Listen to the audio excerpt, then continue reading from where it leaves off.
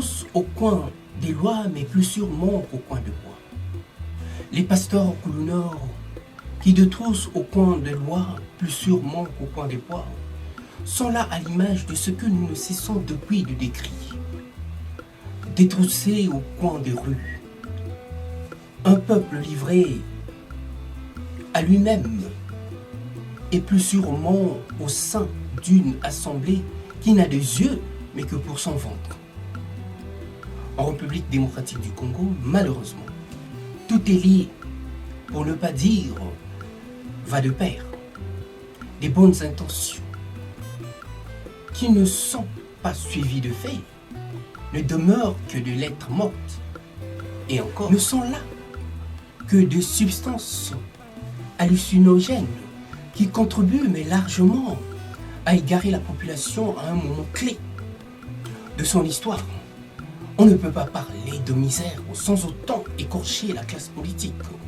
On ne peut non plus parler d'une prise de conscience tant que les dirigeants actuels, tout au moins dans leur majorité, sont des experts, des anti-valeurs. Ils ne sont jamais là où il faut, au moment où il faut. Et encore, il faudrait qu'on devienne la véritable règle. Pardon, un mot de passe. Mais voilà, ils ont toujours l'outrecuidance de se justifier comme si ils s'adressaient à des ignares. Ce dont les pasteurs de la crise congolaise ne s'en cachent plus depuis fort longtemps. Et curieusement, n'ont découvert Dieu qu'en ce temps de crise grave et de soupçons généralisés.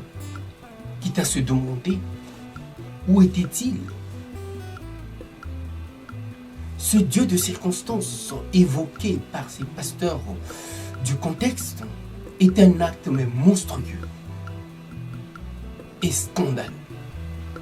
Voilà, des pasteurs autoproclamés hommes de Dieu qui jouent la politique du ventre en instrumentalisant leurs adeptes issus d'un contexte qu'on voudrait irrationnel, alors qu'ils ne sont que la résultante d'une faille du système, d'une faille institutionnelle qui a causé cet état de crise et d'éperdument total des repères. De qui se moque-t-on? De quoi là inciter des gros malins à venir tirer profit de la crise et s'enrichir sur le dos des pauvres malheureux qui ne savent plus mais à quel sens se vouer? En croire que les politiques et les pasteurs sont là de mèche, des véritables oiseaux mais du même plumage. C'est pas la rage que j'ai face à cette peste de situation, mais simplement la colère face à ceux qui jouent de nous et tirent là profit de notre incrédulité, voire fragilité contractuelle. Voilà, j'en viens et reviens sur l'affaire Kutula Mwelo Olangiwosho, au numéro 20 du 17e rue de Limete, qui n'a cessé de nous causer tant de déconvenus et continue encore à ce jour à faire couler mes temps d'encre. Et pour preuve, voilà ce qu'il en était devenu de ce lieu de culte au premier jour après le déguerpissement, une destruction totale des lieux.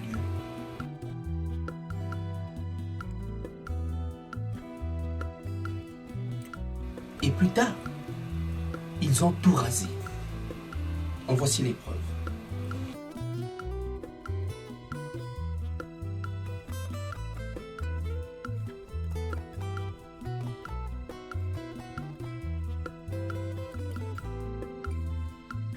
Voilà le comportement de ces pasteurs voyous, véritables coulonneurs de la nation, qui induisent là la population en erreur et de surcroît encouragent la classe politique dans sa bêtise. La conscience est une affaire de tous et la misère ne doit pas nous pousser à nos derniers retranchements, ne doit pas nous acculer et ne doit pas, surtout, nous réduire et nous pousser à la résignation totale. Le poids de ma conscience m'interdit formellement d'accepter là l'inacceptable. Cet état de pauvreté morale et intellectuelle comme étant une malédiction. Non. Dieu n'a jamais maudit qui que ce soit, encore moins ses enfants. Bien au contraire. Il sait le pourquoi du comment. N'en déplaise aux fossoyeurs de tout poil. Voilà ce dont certains hommes de Dieu sont capables, n'ayant pu là faire main basse par usufruit.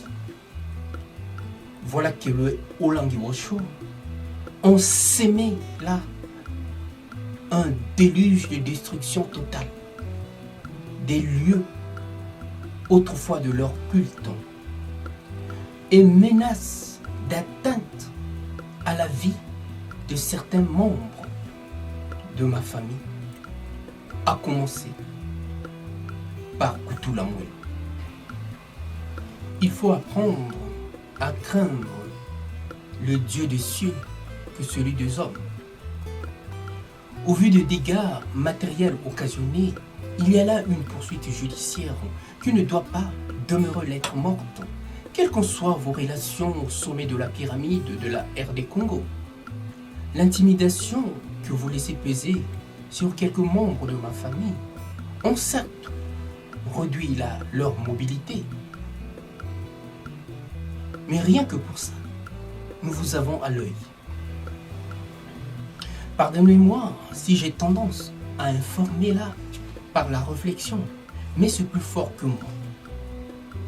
Justice doit être rendue, mais avant qu'il ne soit trop tard. Avant tout, salut.